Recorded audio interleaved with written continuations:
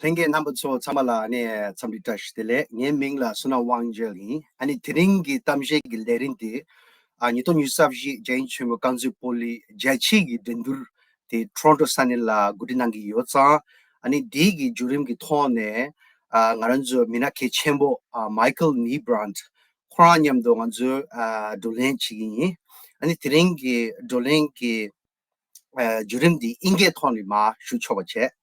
Welcome today to today's captivating virtual discussion brought to you by 2024 GCM International Toronto. I'm Sonam Wangyal, a member of Tibetan National Association International Chapter. This platform is intentionally created to celebrate remarkable individuals who've left an extraordinary mark on the Tibetan national team and the Tibetan football culture in the diaspora. Join me in welcoming our esteemed guest, a remarkable individual, a great friend, Michael Magnus Brandt. And also a huge shout out to Karma Yishi, who's directing behind the scenes to get this virtual conversation going. So thank you very much, Karma. How are you, Michael? I'm fine, thank you. Thank you for Thank you. having me here on this session. Well, thank you for joining it. I would like to briefly introduce Michael. Perhaps there's no sports enthusiast, especially with football or soccer in North America, where if you have been through the national program, I don't think there's anyone who is unaware who Michael Nybrandt is. So, kind of just to go quickly back into the history. In 1997, Michael began the Tibetan journey with a transformative bike trip through the highlands, sparking an idea to form a Tibetan football team in Tibet itself. So we'll double click on it as we talk and elaborate. Um, and at that point in time, he had an iconic, a very meaningful dream, especially when he watched some of the Tibetan monks kicking around the balls up in the mountains of Tibet. And that sort of drove the idea of, hey, I would like to start a Tibetan national football team. Beyond sports, Michael is a dedicated advocate for Tibet. He's a friend. He's also an accomplished author, a humanitarian fundraiser, supporting organizations such as UNICEF, Save the Children. His tireless efforts were instrumental establishing the official Tibetan national team in diaspora and overseeing the project from inception to fruition. This culminated the first historic international match against Greenland, which fortunately I was a part of it, showcasing his unstoppable commitment to promoting Tibetan sports on the global stage. In face of efforts by the communist China, where there is intentional effort in terms of erasing, dissecting, diluting the Tibetan history, culture, and ethnicity, Michael's involvement with the Tibetan national team is a reflection that Tibet has its unique country, unique culture, unique ethnicity, and that itself certainly drives the Tibetan cause forward. As a volunteer, Michael also participates in the international TNSA chapter. And we are very, very fortunate that Michael could take the time out, and he was very excited about this opportunity too, to talk about his journey. And before we even double click and take a deeper dive into some of the interesting, challenging journey that Michael had to face from the start to the end, would love to play a quick video snippet of that iconic, the first Tibetan national match against Greenland, where Michael played a pivotal role in terms of taking and initiating that project and ending and taking it to the finish line. So, Karma, if you can please play that video.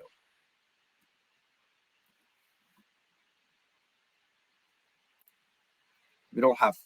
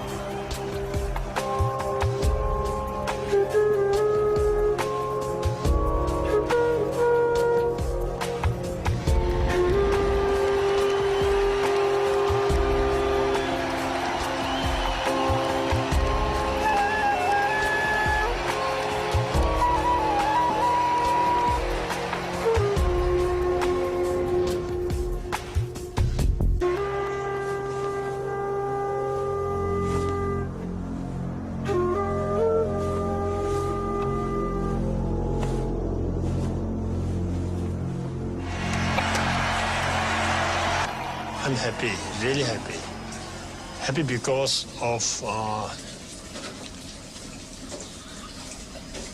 I could bring the thing here.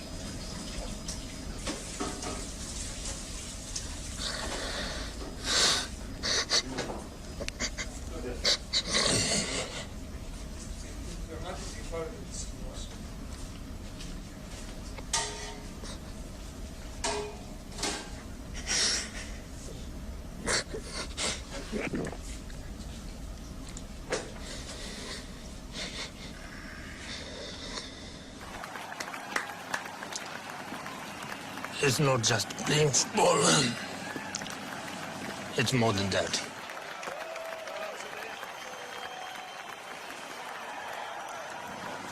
It's playing for the country that is longing for freedom. I'm really, really happy, and I really can't express how I should tell the world that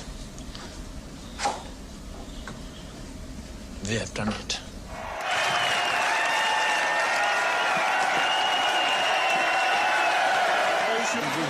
We showed a nice attitude to the people, to the public who are here, and that's what counts. Not just winning a match. So it's everything turned out so well. Everything turned out so good. Maybe God is watching us.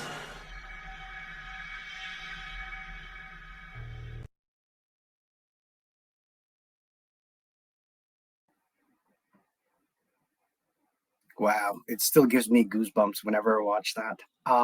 Again, a huge shout out and huge plug to Rasmus and Arnold. I remember them following us and collecting hundreds of hours of video footages. And obviously, the core of that video is the hard work, is the grind, it's overcoming all of the challenges that Michael had to endure and bring it to fruition. And I have spoken, Michael, just so you know, I've spoken to many, many young Tibetan national players. And I would say generally everyone talks about this particular moment, talks about this international match against the Greenland, and and inspired through those footages, through those journeys, and you have made a mark on many younger future stars in this Tibetan diaspora, and I believe this is being watched also in Tibet. So amazing job. Now I know that it is very enchanting. It is very inspiring to watch something that culminates into a wonderful output, just like this video. But I know that in order to get there, there's a lot of hard work that happens behind the scenes and challenges or what have you. So my first question to you, Michael, is what was that? What was the inspiration? Like how the journey all began? When was the first time when you were growing up you learned about Tibet, you learned about Tibetan cause, and what drove your expedition to Tibet, the bike expedition, and what was the journey like? Like, can you summarize and tell us about that story? Well, first of all, as you said yourself, it's very emotional to watch this. Uh, this short clip is always bringing me back 20, 25 years ago, and I can feel instantly uh, this goal from Lobo, which is like one of the greatest memories of my life. So it had a huge impact on me and my life, I would say.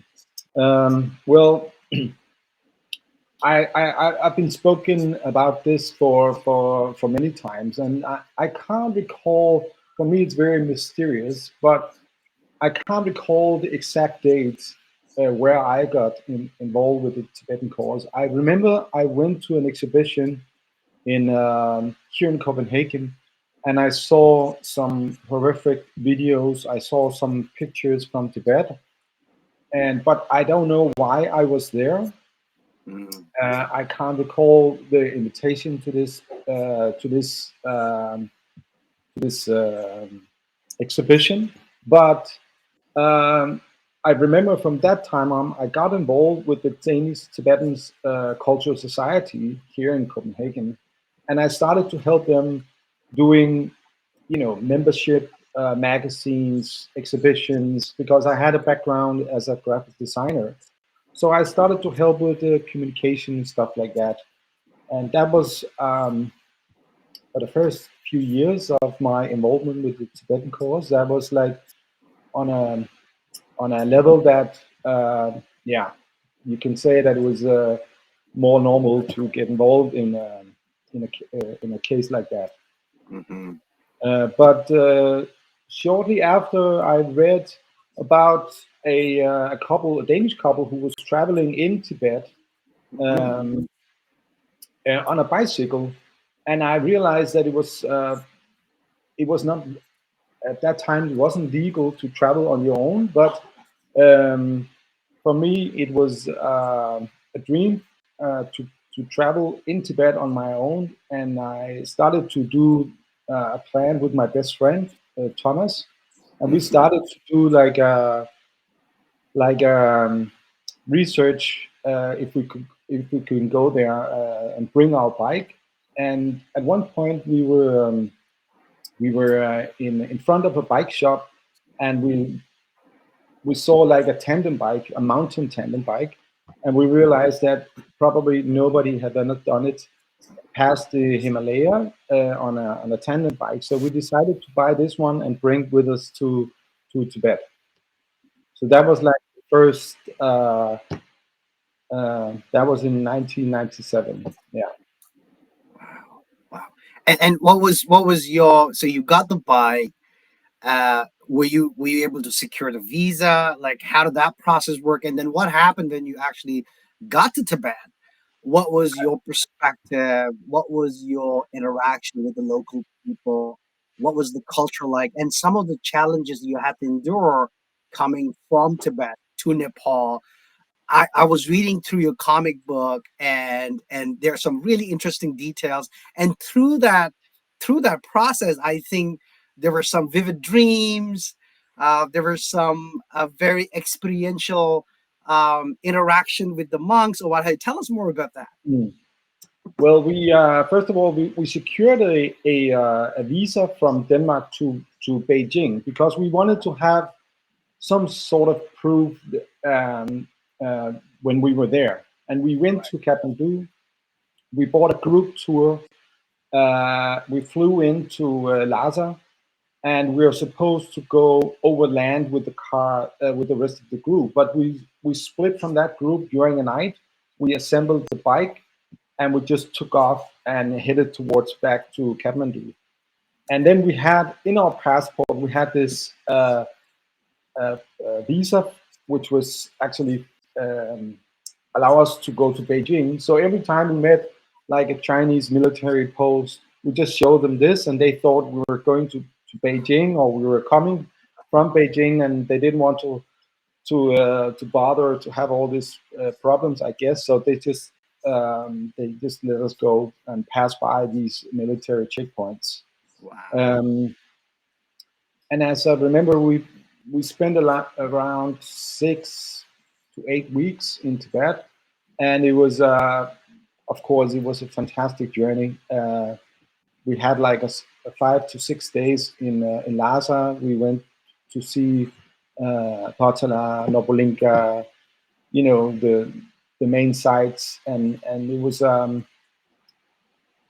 fantastic opportunity for us to meet the Tibetan people there, who was very interested in communicating with us.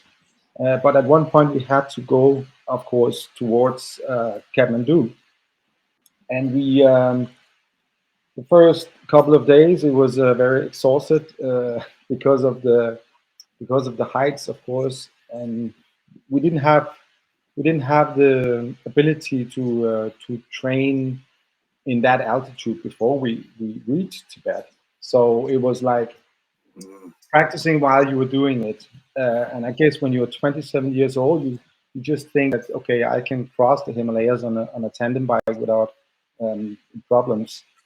And we got in better shape during the days and weeks. And at one point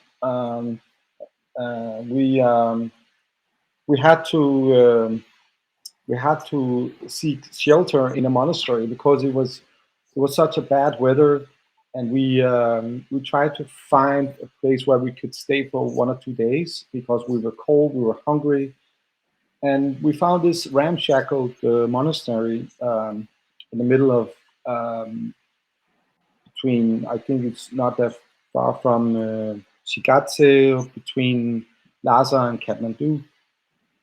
But it was a very small monastery, and they welcomed us in. There was like 5 months there, and we could stay outside under a roof, and we played some soccer with some of the kids there. There was 1 or 2 monks, like very young monks, and they had like football, and we started to play football with them. And that's where I think my whole process of this dream initiated, because the very next day, the very next night, I dreamed that I was coach for the Tibetan national football team, as I also tried to describe in my graphic novel. And that dream stayed with me when I woke up in the morning. I told it to my friend, and I said, "Well, this is incredible because it's a combination of my one of my two biggest passions in life, Tibet and football, soccer." And he was just laughing, my friend, and but we started to talk about this dream on the trip, and it slowly grew on me and said, "Well, that would be like one of the highlights of my life if I could become manager for a Tibetan team." And when I got back home, 1997, I had to start a um, a new like sort of a university study, which is called the Chaos Pilot. This Yes. is a 3-year program, project management in Denmark, which is like it's an alternative project management school. They sort of emphasize that you come with creative ideas, and it's not um, business as usual, you would say. And when I applied for the school, I put in or one of the first weeks there, you had to put in like, so what do you want to spend the next 3 years doing? And I kind of a joke, but also I meant it serious, but it was a maybe a mixture between those two things. I wrote that I wanted to become a manager for the Tibetan national team. And I remember my co-students, they thought, oh, he's a bit of a ironic guy, and but my principal, he came to me and he was confronting me and said, well, he read that, and he said, I'm gonna give you a few days, and you're gonna make like a 5-page plan on how you will become the coach for the Tibetan national team. And I was looking at him, and that it was the first time somebody actually took it serious and asked me, trying to make up a plan how to do that. So I had to go home, and that's when it really started for me, because I I had a strong belief in myself, and at that time you couldn't just look up on Google and and find out whether there was a Tibetan national team, because we are still in the early phase of homepages, and Google wasn't invented. So it was a bit difficult. I got in contact with some Tibetan organizations through fax. Or I could write a normal letter and send to India, and then you would get a response like 2 months later or something like that. So everything was quite slowly, but I started in that university study, the Chaos Pilot. I started to build that education as if I was supposed to be a manager. I was at an intern in the Danish FA. I went to the Balkans and trying to do a football school there. Uh, After the war in Yugoslavia, they did a lot of football projects there, and I helped them doing that. So I also learned how you could use football in other means than just regular football programs. So I mean, I spent those 3 years at my study trying to go in that direction. Um, yeah, Awesome. I can, So if I summarize the journey and being a Tibetan and inherently having Buddhist beliefs, it seems like you have the karmic imprint somehow driving you to these expeditions and subsequently presenting opportunities for you to be a part of something that was never done before. And and then you took it upon yourself to be very intentional, to inject the favorable conditions to actually ensure that when you get to that phase or that stage, you're able to execute through many of the sub or small projects that you got involved in. mm, That is a really good mix of some of the karmic imprints and humans making sure that you put in the effort and the energy to make it happen. So mm, so that's a wonderful story.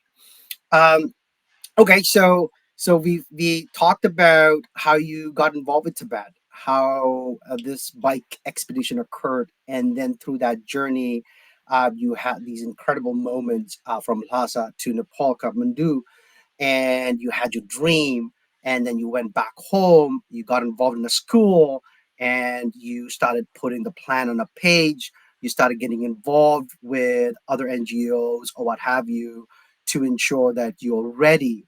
So now tell me about the time that you actually got involved with some Tibetan official in Dharamsala to kind of talk and discuss and say, you know what, this is the plan, and I have the resources, and this is how we're going to execute.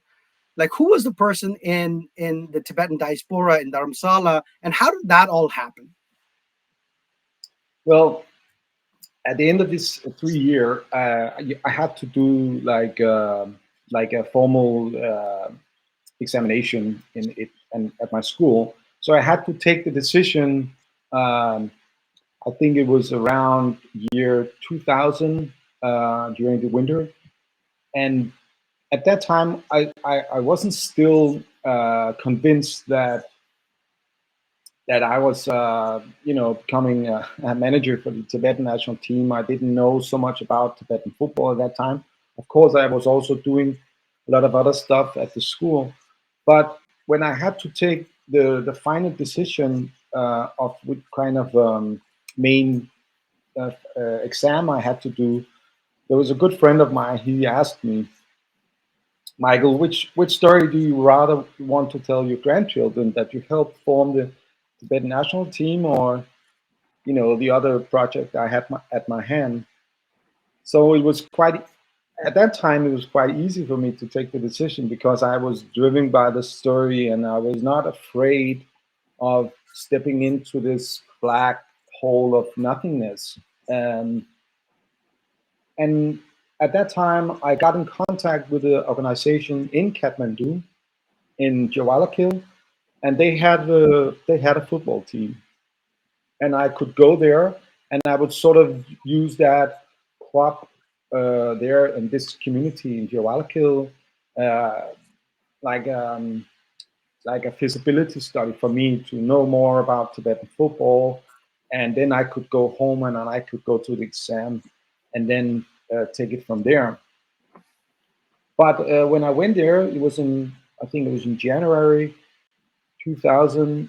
Um, it went really fast because people were very open to me. I organized like a workshop in a hotel with all the leaders, local leaders there, and where the topic was Tibetan national football team. And one of the questions was, why don't you already have a national team? And the most common response to that was that, well, we nobody wants to play against us. And as a chaos pilot, full of hope and optimistic, and I said, well, you don't know if you don't have a team. You can't ask them. Then you can have a no, but you need to have a team, and then you can you can try to ask. And of course, there was of course it was a bit of a I had to at one point I had to use the force that I was not a Tibetan, and I was not grown up with all the barriers that uh, a lot of Tibetans have put when they are going into exile. It's very difficult for people to, of course, to live in exile. And but I was coming from the outside, and I could just that's what I consider my involvement as the main issue was that I started a snowball to roll. I didn't invent anything. I didn't, you know, tell the Tibetans to play football or how to play football. You already knew that. You already knew what football was. You already had football culture. But I was just asking the right questions at the right time. And I Right. started to push this snowball, and it started to roll. And it was just waiting for someone Right. who came in and started to push that ball. And I felt that quite early on in the process, and I felt that responsibility to keep pushing that ball. And I used myself like a vessel, and I said, well, this is very fortunate for me because, of course, I enjoy seeing this progress, but I also had sort of to acknowledge that people before me went to the Tibetan community and asked some of the same questions, but they didn't have the stamina or the timing. And so at that point, I just felt that I couldn't pull out. I just need to stay in and just keep on pushing and asking the right questions, and hopefully it will roll by itself. And one of my one of my initial ideas when I watched this at the meetings with the Tibetans is that at that time there was already sort of a national team who went to Italy some Yes. years before I was involved in playing Dynamo rock band or something, Right. and they got back home, and it was I think it was a great experience. I think you were also there, Yes. and but the impact of that story, the impact of that team didn't really last. You could hear that it was a great journey for the people involved, but as I said, well, if you want to have an impact outside your own community, you need to play against another country. You need to have a sustainable organization that can take care women's football, boys football, talent classes. We already at that time started to have these small ideas about that.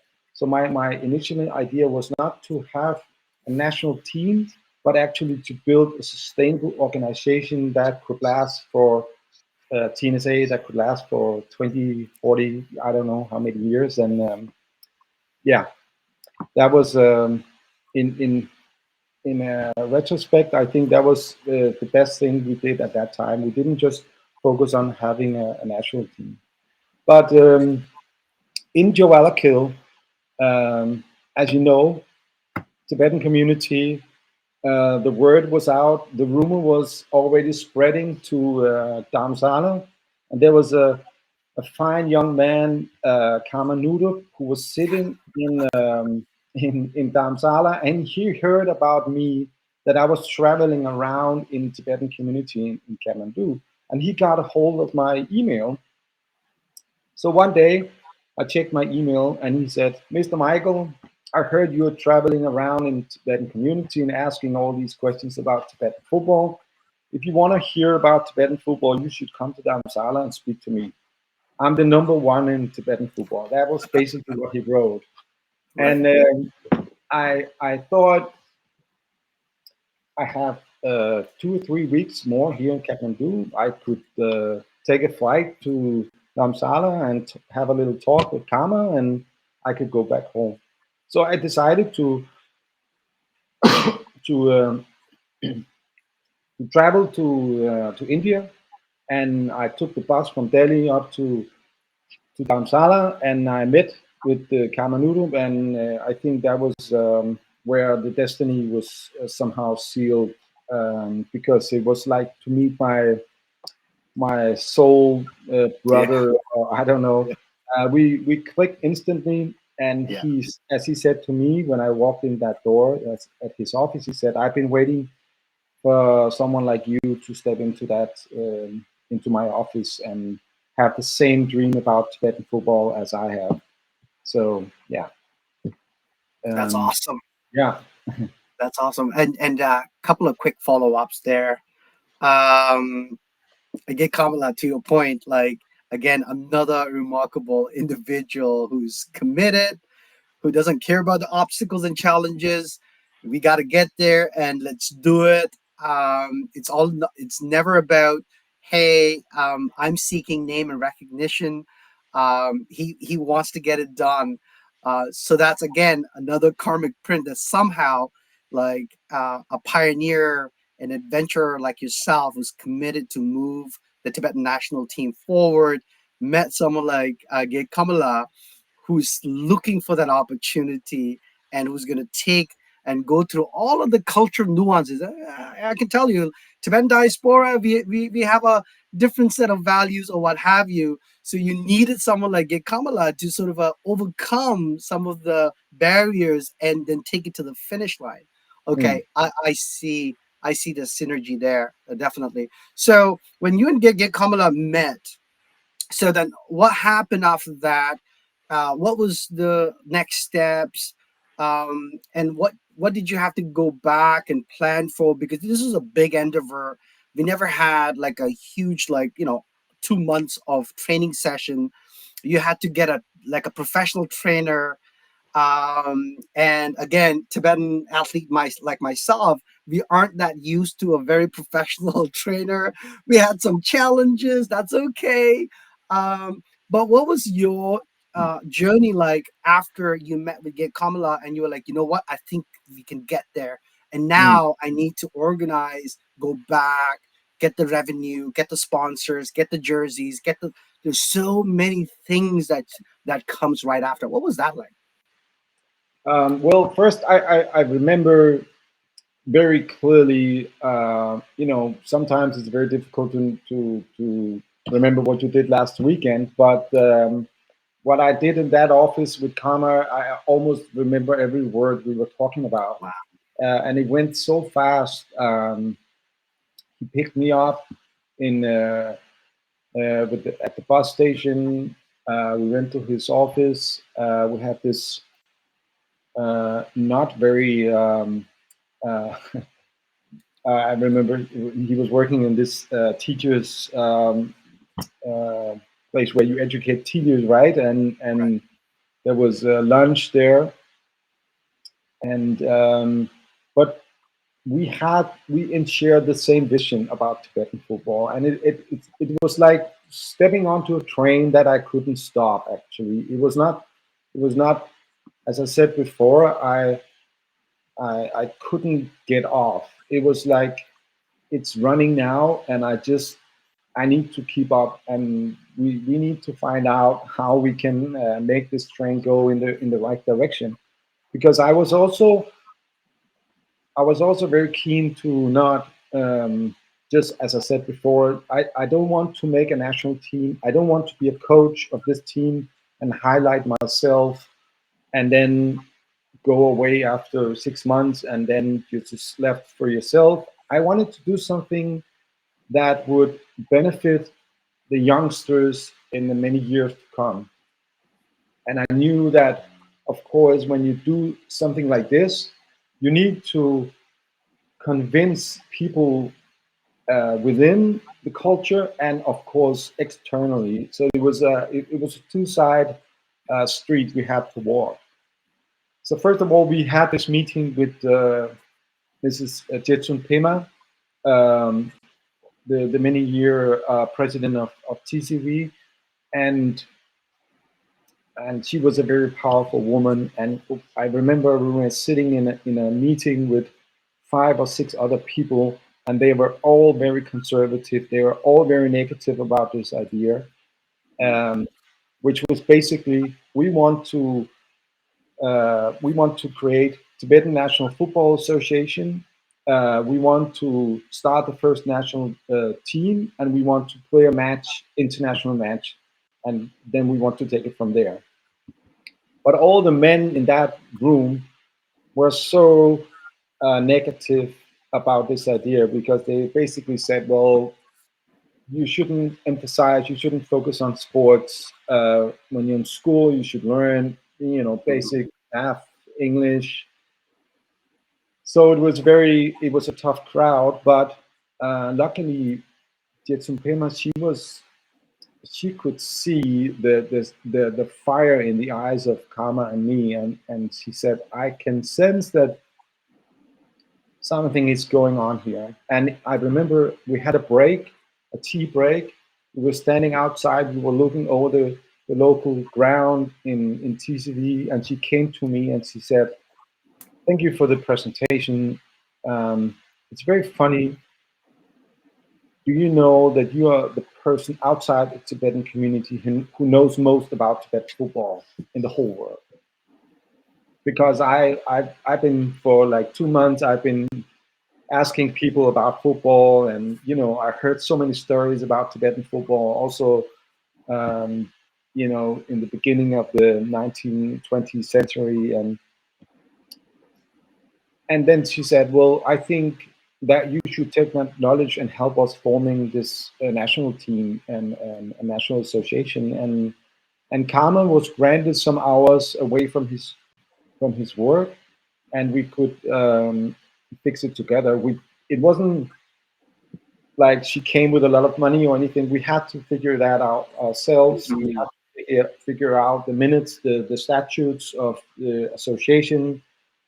But for Kama and me, it was like the first proof of someone who actually saw this, and had the same dream of what we could, accomplish with this.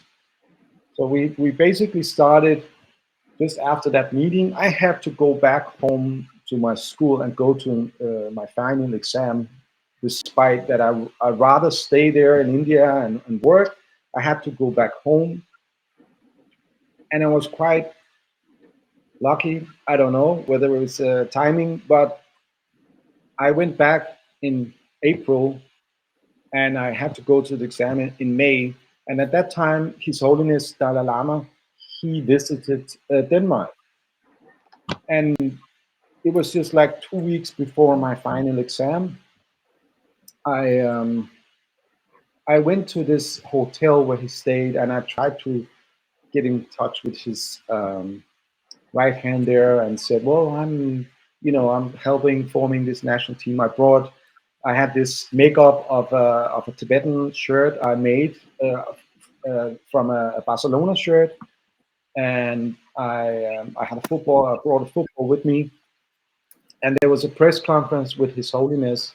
So there was a lot of TV, and yeah, and at the end, exactly, that's the picture. And at the end of this press conference, I got up and I approached him and I told just who I was, and all the cameras started to film again, and we just had like a 1 minute session with this photo, and then he was off, and then all the cameras started, all the journalists started to ask me questions. That's from there the snowball, the story of the Tibetan national football team really got exposed in the media, because first the Danish television, then I was interviewed by newspapers, and then it started with the BBC and CNN, and it's just exploded. Wow. From within the next 18 months or something like that. So it was a very crucial moment and picture for me, to have that taken just also before my exam at the school. Yeah, Nice. And when you had that moment with His Holiness the Dalai Lama in Copenhagen, did you plan that, or it just happened and media started asking you questions like how did that all work? it happened. It It was just one of those, like, I don't know, because he was not in India when I was there, so I couldn't meet him there.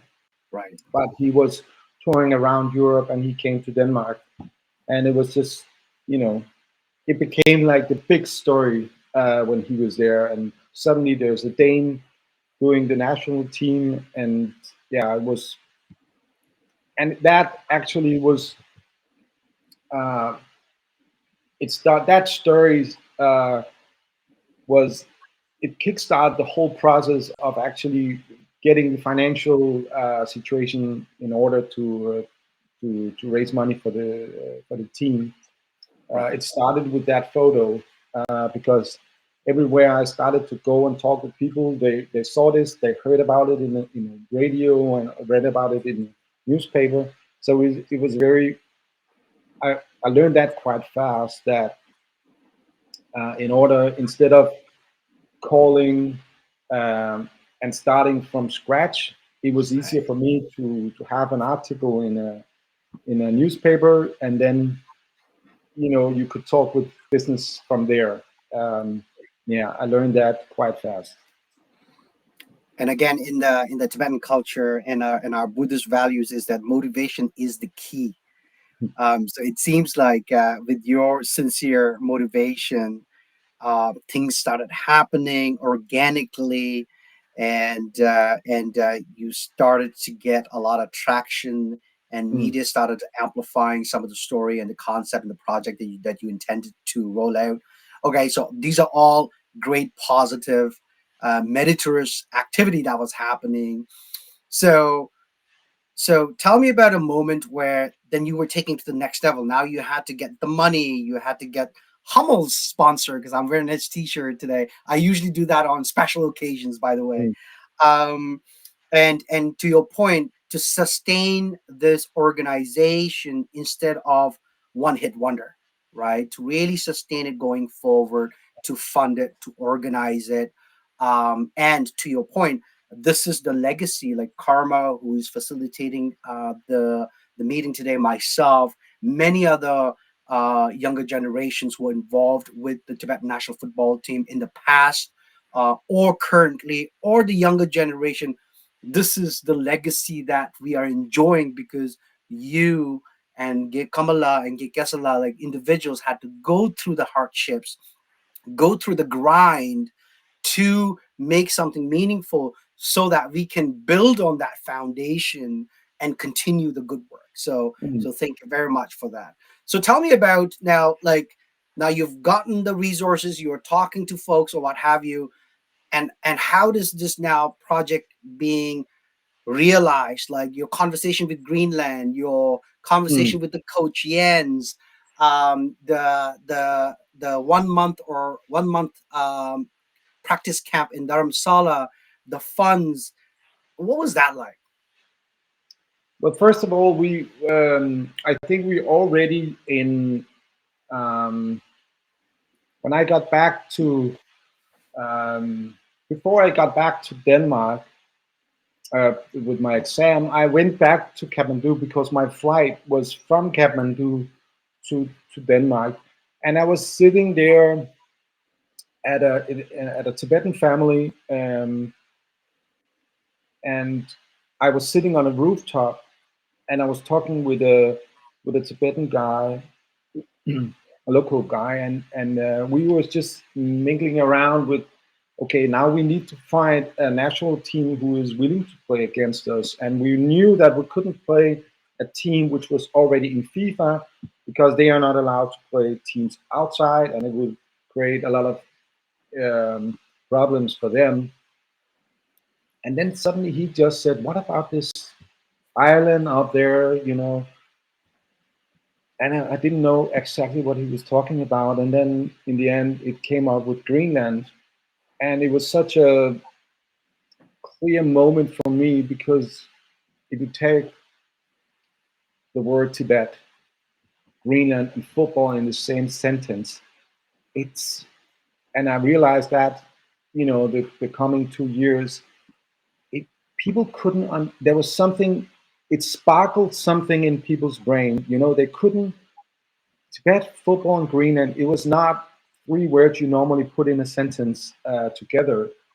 Mhm. So, and when I got back home, I got in touch with the Greenland coach and asked him, because they had a problem with the Danish FA. They didn't want to help them become a part of FIFA, so they were also a little pissed of the Danish FA. Mhm. And so when I called him and said, "Do you want to play a match against Tibet?" he knew exactly that it would create a lot of awareness and also a lot of political pressure. But he said, "Of course we want, because we also want to highlight our story." Mhm. And once we got that and it was out in the media, of course I talked with Karma about it, but we both realized that we're probably on the same level in terms of football, and as well as cultural identity. It was a really good match, because Greenland also had problems with Denmark in terms of having their own culture, having ability to show their own the Greenland culture on an international level. So there were so many similarities that was that could come out of this game. And once we put that story out, it also exploded, and people were really behind it. Uh, as I said before, when there were stories in the newspaper, people got in contact with me and wanted to help.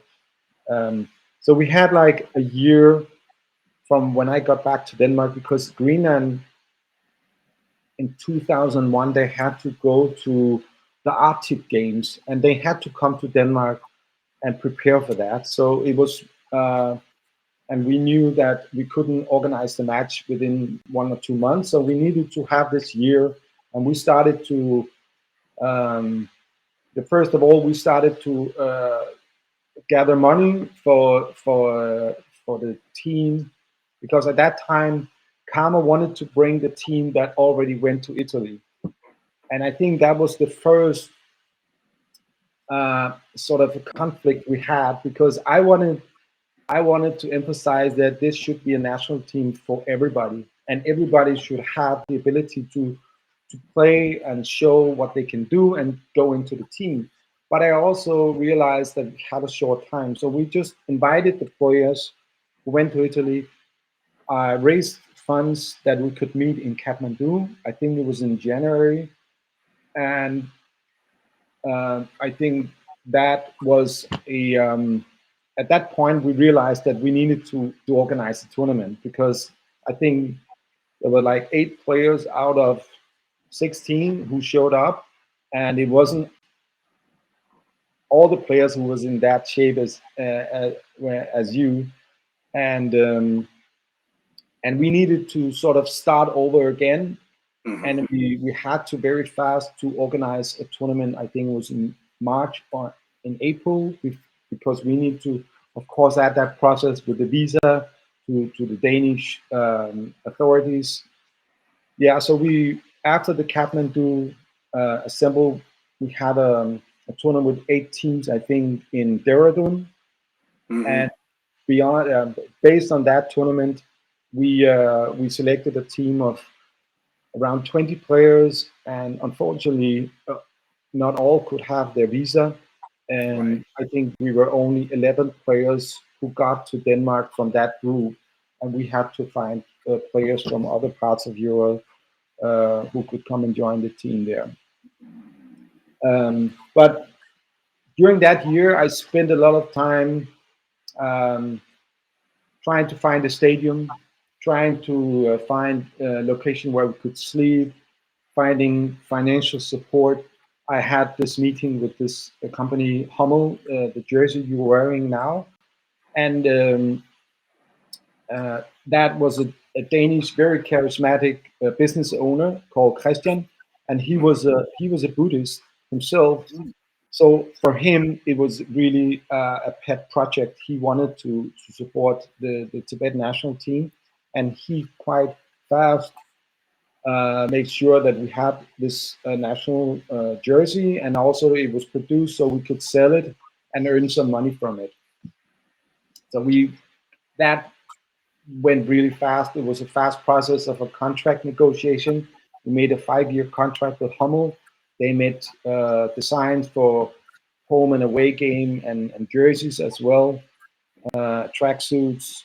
And yeah, I basically spent that year trying to organize all the details for 2 weeks, 2 or 3 weeks stay in Denmark against Greenland. But I think we maybe